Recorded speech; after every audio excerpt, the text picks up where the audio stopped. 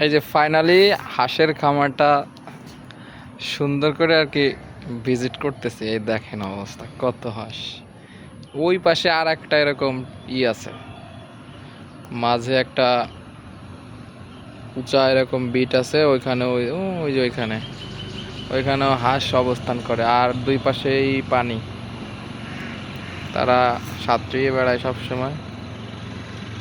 আর এদের থাকার জন্য ওই পাশে একটা শেড আছে, এই যে গাছের ওই পাশে একটা শেড আছে।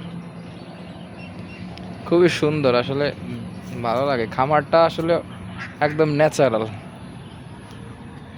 আর এই যে চারপাশ দিয়ে রাস্তা সুন্দর করে।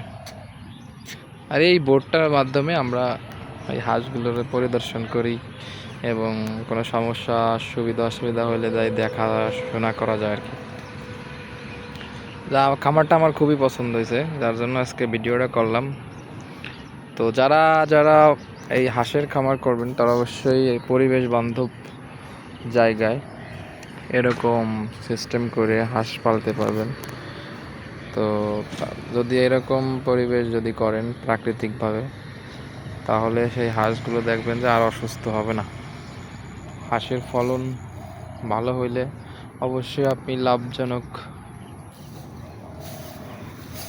অর্থাৎ লাভবান হবেন আপনি। সবাই ভালো থাকবেন, টাটা।